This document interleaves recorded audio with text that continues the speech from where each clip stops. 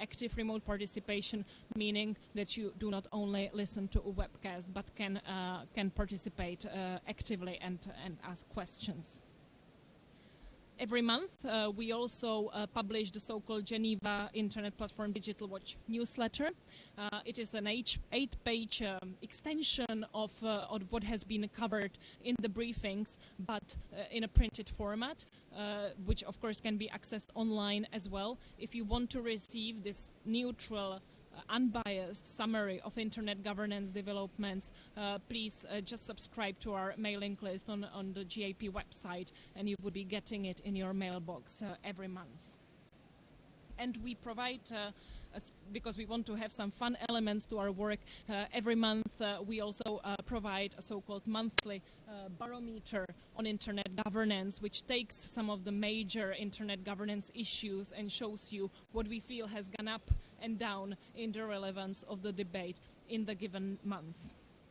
Talking about various complementary activities to the GIP Digital Watch, we also, as you may have noticed, or I hope you have noticed, we are providing comprehensive coverage of sessions held here at the Internet Governance Forum. Just as I am speaking now, we have a rapporteur here in the room who is very busy over there, thank you Michael, very busy preparing the notes from this session to serve you a summary that you should, in an ideal case, have available on the Geneva Internet Platform Digital Watch within, let's say, 1 hour and a half after the end of the session, including some attractive data mining analysis from this session. So this is quite exciting project. You can really see quite an intensive piece of work at the GIP Digital Watch from this particular Internet Governance Forum. And every day in the morning we have available in a printed format a so-called IGF Daily, which again gives you the highlights of the day that has passed and tries to provide you with some guidance for the day that is coming. This is quite useful because, as you know, in the Internet Governance Forum it can be a very confusing environment. It's difficult to navigate through with so many sessions running in parallel. It's really difficult to get the idea, so what actually matters, what has mattered that particular day. So this is the work that we are trying to do because our team doesn't sleep and doesn't eat and just wakes up at 4 in the morning with no problem to get it printed for you here in Brazil. Have a look. I have again left some copies on the first table in front. This is what the tool looks like, but I think it will be better when I finish my presentation to actually go to the website itself and provide you with some basic navigation through it.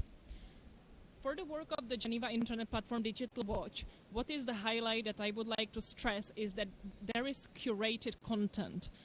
Meaning that this is not just machines producing what comes to the website, but there are humans doing a lot of work. So through this human aspect, you can really rely on the fact that you get the most important developments covered there. We also combine, which I've hinted when I was talking about the IGF Daily, analyzes both of the qualitative and quantitative work. So we do use quite extensively various data mining exercises just as a little taster, and this is something that you can always find quite extensively in the IGF Daily and our reporting from the Internet Governance Forum. This is, for instance, the prefix monitor. Prefix meaning what prefixes are used in the current IGF on the words that we let's say cyber, digital, what prefixes are popular, and what you can see here are actually the trends, how it looks like each day compared with the trends on the previous IGFs between 2006 and 2014. So, for instance, cyber, you can see, has been very high. Why? Because cyber is usually then linked to the security aspects. Digital prefix is often used for the developmental discussion. So that was, for instance, quite heavy in the day one, in the opening sessions, when a lot of focus was given on the sustainable development goals. Net, being quite low actually compared to what was the trend some years ago. So this is a lot, you know, we can really play around, and you can discover much more at the GIP Digital Watch website. Now, if I manage, let me switch off and go to the online tool. Yes. So right now you're on the homepage of the GIP Digital Watch. I will first, you know, try to tell you a bit about the basic navigation. So the GIP Digital Watch is based on a taxonomy that DiploFoundation has been using over the last more than 10 years. And our taxonomy, as you are maybe aware, is based on a categorization of 42 internet governance issues into so-called 7 baskets. These baskets are the infrastructure and standardization, security, human rights, legal, economic basket, development basket, and social cultural basket. In these baskets, we try to put the issues. So I have clicked, for example, on the cybersecurity basket, on the security basket, and here I can choose any sub issue. So let's say I click on cybercrime, and this is what you get. This should really serve you, hopefully, and please give us your feedback afterwards, as a one-stop shop. At this page, hopefully, you get all the information in a condensed format that you need. First of all, you have the updates. Here you have, at least once a week, a very important update happening in the field of cybersecurity. So it should give you an opportunity not to miss anything that is of relevance. How does this work? This does work through our network of curators that have specific expertise in internet governance issues, in this particular issue, in this example, and they will take care of making sure that what matters is available. We again have data mining experiments, part of the issue page as such. So this is the computed relevance of cybercrime in online media in October 2015, including an information about what is the percentual difference in comparison to the previous month. When you expand this, here you get the basic write-up about what is cybersecurity. So let's imagine that you're new to this field and you would like to get some, updated information about what this is about, what matters, what is the basic, basic material to simply start off, and you get it here. At the same issue page, you also have the relevant events. So it should help you really not to miss any specific event in the field of cybersecurity that would be coming up and that you should be aware of. But it also gives you an opportunity to see actors that are related to cybersecurity as such. And in addition, very important, especially for diplomats and policy people, an overview of instruments. Instruments can be anything from significant reports to treaties that are relevant to this particular topic, again tagged to come on the right page. So please feel free to discover this a bit more in depth. I will just click here on the IGF reporting project that I've been mentioning to you. So at this page, you have reports from each day that we are covering at the IGF. So you see that for now, most of the morning sessions are already there. You click on the report, and you get an information what has been the summary of this report, including who has been the author. So we believe that this is quite a useful tool. We have now with us, before giving the floor to you to ask questions, I would like to finish here with the formal part of my presentation, but we have here with us Thomas Schneider, who is the deputy head of the international department at the Swiss Federal Office of Communication. And I would like Thomas to say a few words because Switzerland, as I have said, is the main supporter of the Geneva Internet platform. So I would like Thomas to tell us a few words about your motivations for this. Thank you, Teresa, and hello to everybody, and sorry for being late.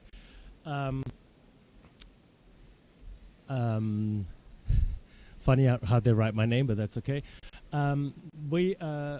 The Swiss government actually were discussing in 2010, 11, 12, what could we do to support in particular stakeholders from developing countries to find easier access to this very complex environment or ecosystem on internet governance.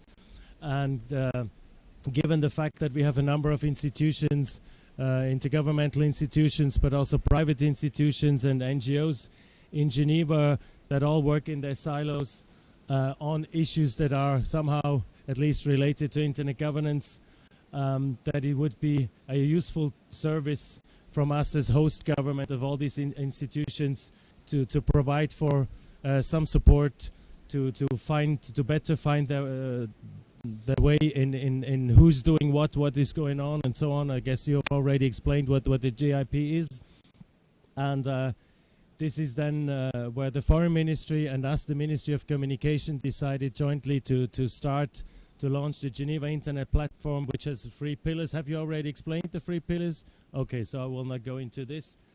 But our motivation was, and that was actually strengthened by the clash of cultures or of positions at the WICIT, this famous ITU conference on internet, on ITR, on international telecom regulations in 2012, that we wanted to help with more factual information instead of political or ideological rumors or alliances.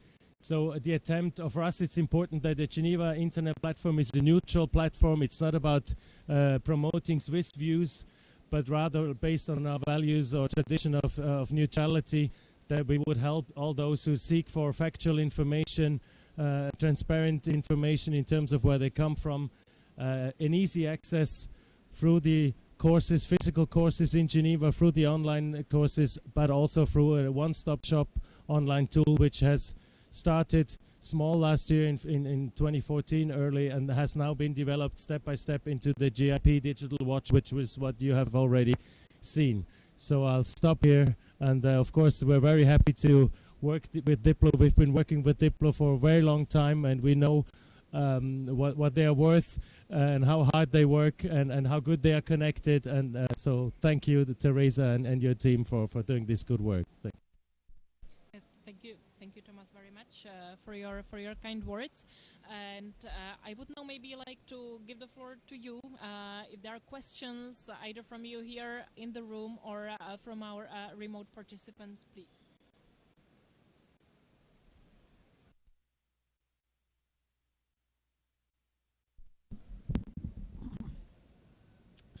Are you planning to develop cooperations with different countries, except, for example, including Russia?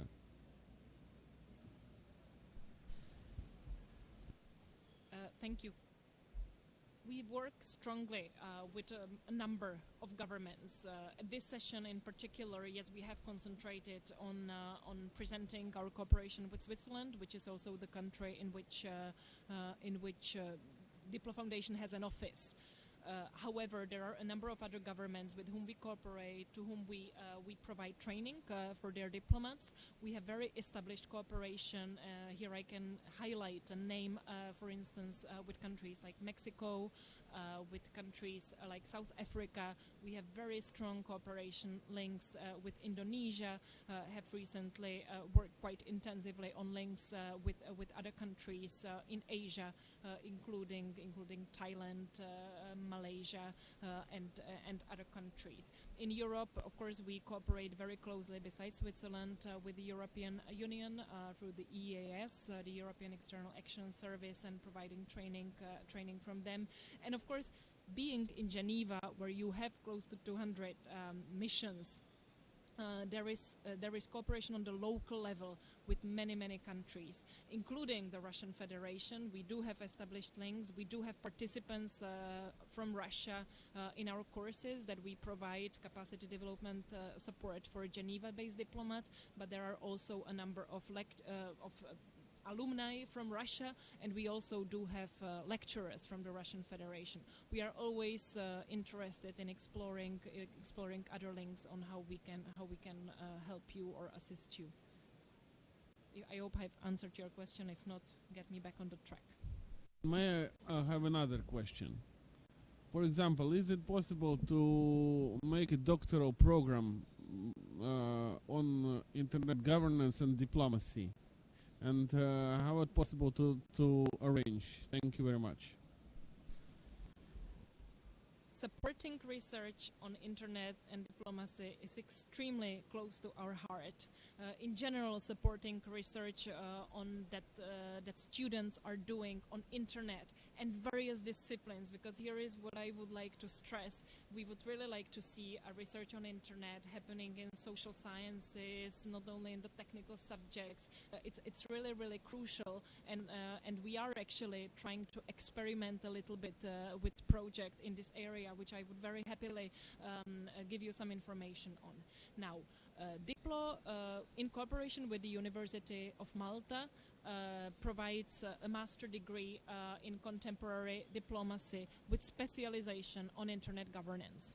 This is a master degree, and you can get information about this at the Diplo website. We do not, as such, and we are not a higher education institution. Yes, we are an NGO that is a training provider. So we do not ourselves run this program. It is with an established academic institution. For the PhD degree, there is nothing we would have established and could offer from our point of view, but you could definitely count on support from us in assisting you in this research, and I would be very interested, and our director even more, I'm sure, in hearing a bit more about your plans. But I actually, if I remember our conversation some time ago, you are actually involved in a PhD research on this topic. Yes, thank you for this question. I guess, Michael, for you?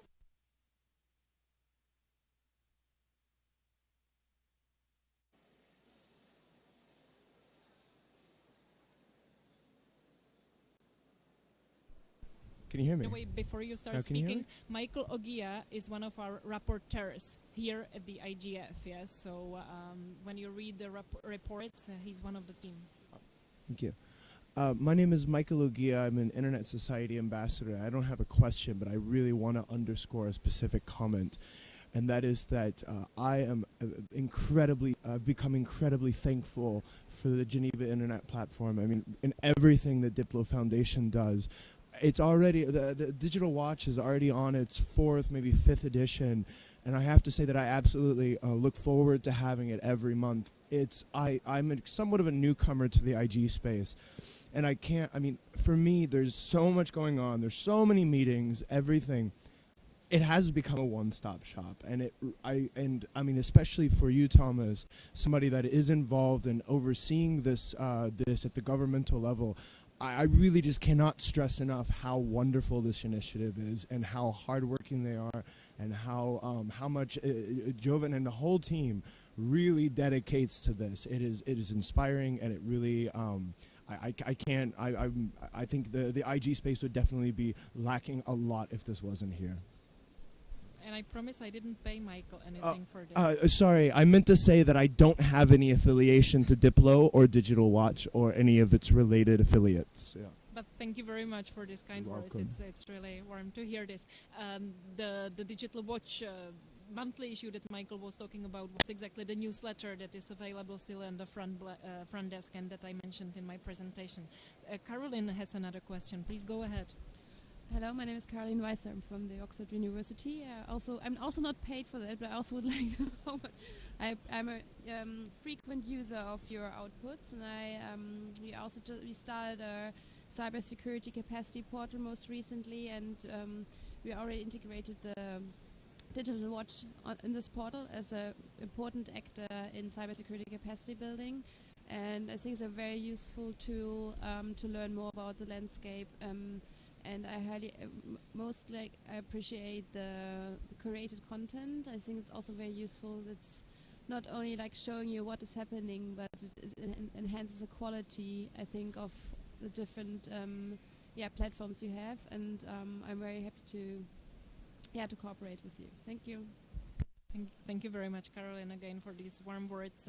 We are having a conversation tomorrow exactly about how to complement our expertise and work a bit more together tomorrow. So I'm really looking forward to this. Yes, please, James. Hi, I'm Jim Wendorf from the IEEE, the Institute of Electrical and Electronics Engineers. I have just a question about your vision. Maybe you could elaborate on your vision for the future. if you have an opportunity to expand now on the work that you want to do, if you got additional sponsors or more, more sponsorship from your Swiss, government providing you some of the funding or others, what would you do? What are your dreams about new things to do? Oh, this is a great question. Okay, I will try to provide one very pragmatic answer and then one of the more dreamy answer. Diplo is a project-financed organization. So yes, our projects and plans are not entirely in our hands. Yes, we need always to have funding support for the work that we are doing. So this directs our future in a way, while still, of course, insisting on being very neutral and commit to the mission that we have. Nothing changes in this respect. Now, what do I see as the possible future? I personally, it's a total privilege for me to be involved in the exciting project of the Geneva Internet Platform, and in particular the GIP Digital Watch. This is a project that I think if we do not have to take the very low considerations such as enough resources into account, can be scaled to really, really high levels. The sky is the limit, yes, if I can say. What we want to, how do we want to take it further? First of all, this is a very newborn baby. It was born 2 months ago, yes, so it's still in its nappies, and already now it is becoming quite established, and we are proud of that.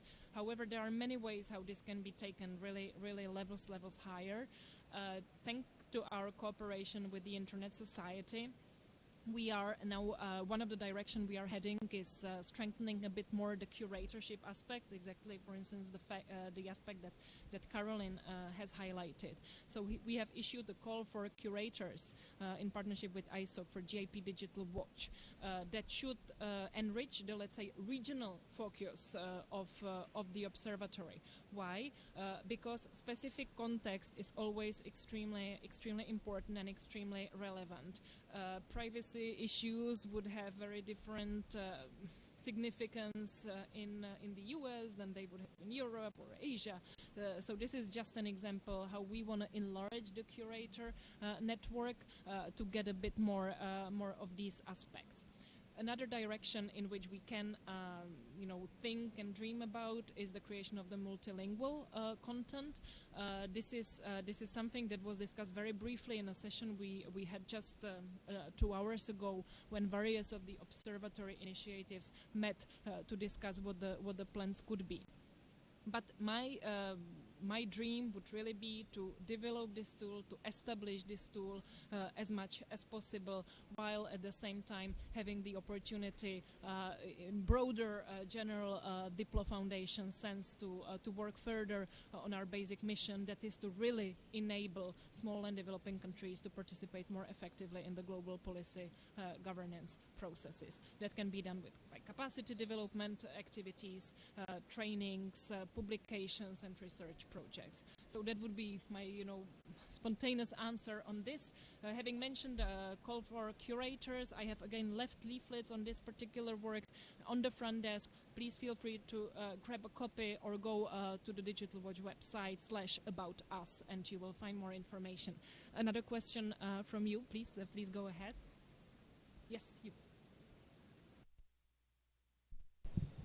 Hi, my name is Camelia. I'm a student of the Master of Contemporary Diplomacy Internet Governance. I've been really enjoying actually my class because I learned a lot about internet governance from government and civil society perspective, and I think I didn't see that much of a specific focus study on internet governance, so it's been great to enjoy the class. My question is, from my all lesson learned from the master study, but when it comes to the Internet Governance Forum, for example, or Internet Governance meetings in real world, sometimes I feel lots of complaints from the civil society how they feel so difficult to work with the government, and the government vice versa also feel like that, how it is hard to work civil society because they're there's nothing point or how we can discuss better as a multi-stakeholder model. So could you please tell me your experience? Are you working as the bridging aspect of government, civil society, technical aspect, or do you have good examples for multi-stakeholder model from your work using internet Geneva platform? Thank you. Thank you very much for your question, and good to hear you're enrolled in our master degree. I personally do not work that much on the master degree, so I don't get that much opportunity to meet our students. So thank you for giving me this opportunity here. Yes, to answer your question, of course I cannot speak for other stakeholders, and here again, as we have a certain advantage because we do really temper our kind of neutral position, and in this we are very rigid. For instance, we do not take positions, we do not advocate for any specific approach to internet governance or other areas. Now, one of the goals of the Geneva Internet Platform is to exactly address the problem that you have raised, that the various stakeholder groups actually do not communicate with each other and stay within their silos, and this is something that is not very good. It is, of course, always more comfortable to stay in your field because the people around you, they speak the same language. It's more comfortable. You use the same acronyms, and as soon as you get to another stakeholder group, you get really out of your comfort zone, which is very natural for us and as humans in general. You always feel safer with your peers. So that is why we are really trying to locate or establish the Geneva Internet Platform as a place where the various stakeholders would feel comfortable, would feel coming. We really pay utmost attention to, for instance, when we organize events, that we always have various views represented, that we have various stakeholder groups represented, and this is how we try very softly, provide a space where this interaction can be encouraged a bit more. It is not easy, but we are trying to work on this. I hope I tackled your question in a way. Yes, please go ahead. Good afternoon. I am Dirk van Eekhout. I am ambassador in the real world, not in the virtual world, for Belgium at the Council of Europe, where I am responsible for the Information Society group and activities that I coordinate. My question to you is, first of all, I would like to congratulate you for the work you are doing here. You're making my life easy. Every day you bring out an excellent report, and I will use it. That's one thing. However, it's my first time here, and I don't have any thorough knowledge of the foundation's work. So I run the risk with my question to push open an open door. When we're talking about internet and internet across borders, we're talking about also rights across borders and people that would like to have remedies if their rights would be infringed upon. Could you explain how the human rights dimension is included in your training or in your work? And then, of course, the obvious, the freedom of expression, the data protection, the right to privacy. Thank you. And in what way are you already in contact with the organization I'm working for, the Council of Europe? And it's are you familiar, or do you make your students familiar with the products? Thank you. Thank you very much, Ambassador, again for your kind words. We are pleased that we are making your life easier here at the IGF, because this is exactly what was in our mind when we came with this very crazy idea of preparing the session reports. Answering first your question, and here I'm trying. I don't know what's going on. Maybe it will be possible in a minute. Concerning Council of Europe, yes, we work with you intensely. We our other expert colleagues colleagues are in touch with many people working for your organization, and we do have them included in our activities. Currently, at the GIP Digital Watch, we would of course have you covered as one of the actors with the basic information about the work you're doing, including of course the topics that you are working on. So this is an example for the GIP Digital Watch. Now, on the issues that you have named being present in our training, so yes, because we provide basic introductory courses to internet governance, which follow the taxonomy or the classification that Diplo has of internet governance issues, having them divided into so-called 7 baskets. For instance, human rights basket is really one of them. So we try to really see internet governance in its entirety, in its width, and have these aspects integrated. I would be very pleased to then share with you some more details about these activities. Thank you very much. My name is Sridip Rayamaji, and I'm one of the Diplo Fellows. I joined, I was there in 2009 and did the capacity building program then. My question to you is, Asia Pacific is quite growing, right? And it is quite coming up. So do you have any specific plans targeting Asia Pacific in context of the capacity building programs? Because we need better capacity programs, as well as we need to build leaders who are more facilitated with internet governance process. Apart from that, there is this new terminology that is coming in, collaborative leadership. So in terms of, in terms of Diplo collaborating with Internet Society, are you guys trying to come up with further better programs as well? So that's my question. Thank you. Thank you very much, and again, looking to see you at our gathering, and to see another alumni or fellow here at this session. Again, the projects that we are running and the capacity development activities that we can provide again depend on the projects that we have available. We have had some very specific activities now for the Asian region. Sorry, I misunderstood which country you were from. I'm from Nepal. You're from Nepal, yes. Okay, so to name a few, now we had, and by coincidence, both of these projects again supported by the Swiss government, by the Federal Department of Foreign Affairs. We've had recently, and we are running and negotiating for a continuation, a project on Asia-Europe public diplomacy, because is not only internet governance. Yes, it's diplomacy also in the wider sense. So this is a project that we are running and that is available for all countries that are members of the Asia-Europe meeting process, which Nepal is, if I'm not mistaken. So I can give you more information about this project. We concluded recently one of the most beautiful projects I have worked for, which was capacity development project in multilateral diplomacy for Pacific Island states. So this was a project tailored specifically for small Pacific Island states, and having them participate effectively in various multilateral diplomacy areas, internet governance being one of them, and we are currently negotiating with the donors to have a possibility to continue these activities.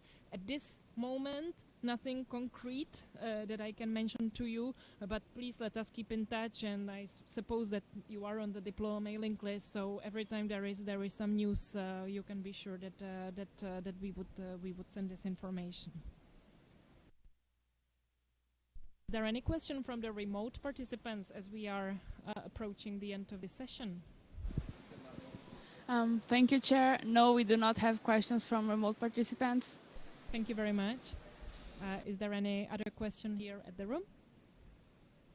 Tracy, being one of our lecturers, actually, would you like to add anything to what has been said here?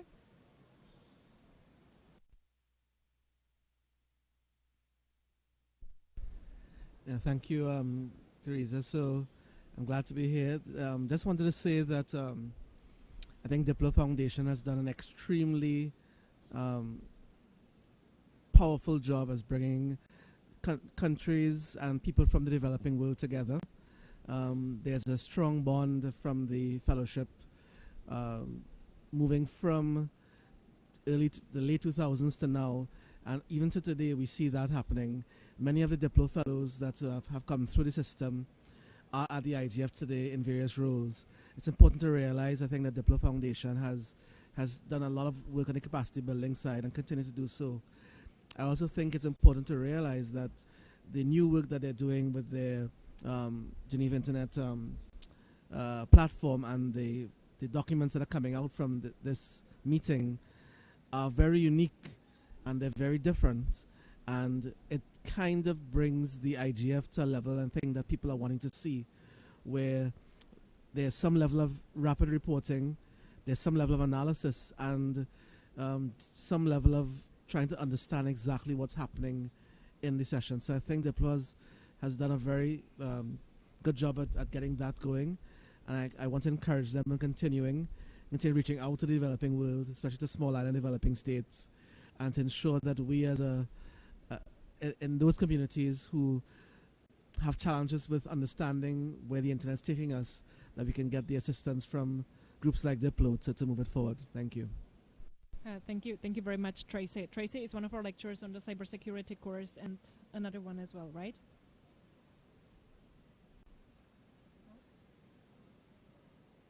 Oh, you can't hear. Yes, I do the cybersecurity course as well as the introduction to internet governance on occasion, but right now cybersecurity. I'm just, giving here up online the courses that we are running for your idea. There is another question. Please go ahead.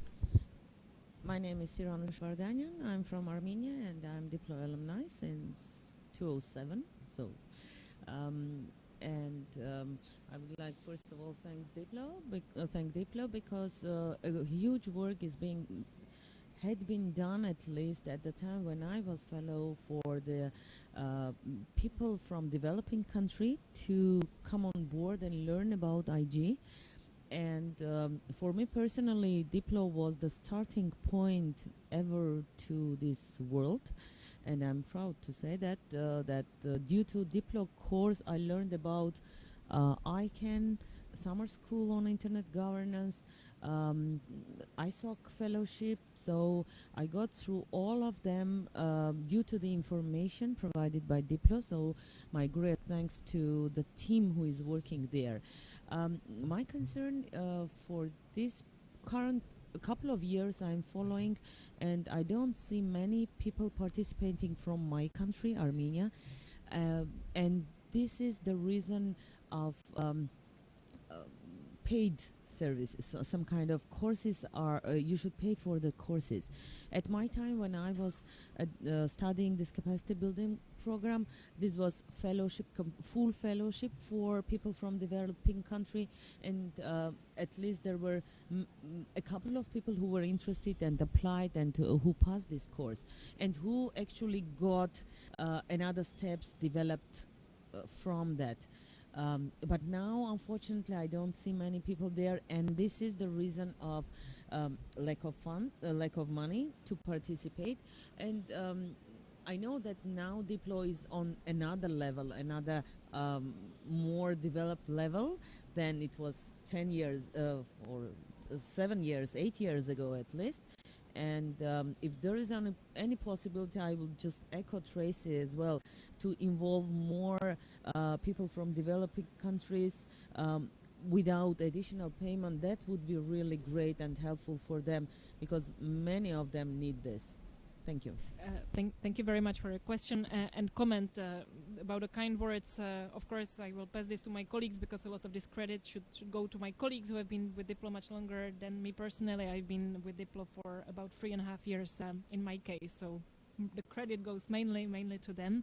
On this point you have made, it's a very important and very fair point, but let me again explain the basic logics. In any projects for which we manage to fundraise and for which we have a donor, training, online courses is always integrated in the package. Yes. So when you were participating in our capacity development program back in 2007, you mentioned, if I remember well, it was thanks to a project that was funded by a donor. Otherwise, our courses are paid if they are not part of the package. So there are always two possibilities, and it really depends on what is currently, very simply said, what projects we are running. So you as an individual can always decide to apply individually, and depending on what are the limitations of each project. Sometimes it's a project dedicated to a specific country, specific stakeholder group, specific region, specific topic. Then we try as much as possible to bring these opportunities. But there is a very clear reason why we can't do it, because the funding is always the limitation. We do not make profit, yes. So we need to fundraise for all our activities. But very important point. Tracy? Yes, and just to echo Suranish's point, I think it's important that the funding aspect is looked at, and in particular, I think the alumni of the Diplo program should really be able to step up to the plate and perhaps provide some assistance to their colleagues who are coming up through the system, because we've benefited, we have been through the system, we have seen and done a lot. So there's an opportunity now for us to contribute in some way. And I think that if we step up to the plate and assist, not only in contributing, but also in asking others to assist in contributing. I know Diplo set up a funding mechanism where you can contribute utilizing PayPal, I believe, and other systems like that. So once we can get that going, I think there's an opportunity to have more people from different countries coming in, including Armenia, and ensure that we don't let the system drop, if that's what I want to say. Allow us to continue facilitating the process and providing that support where we can. Thank you. Oh, thank you, Tracy, and please, and that will probably be the last word as we have exhausted the time. Rest assured that we are doing all we can to be able to continue the mission that we have for Diplo, and which is highly appreciated. And thank you very much for the kind words. Now it looks we are very rich because I paid you all for the kind words saying. But thank you very much for coming. Thanks to those that have followed us remotely, and I'm looking forward to see you around. And please come by to Diplo booth tomorrow morning to grab your issue of IGF Daily summarizing day 3. Have a good afternoon and good evening. Bye bye.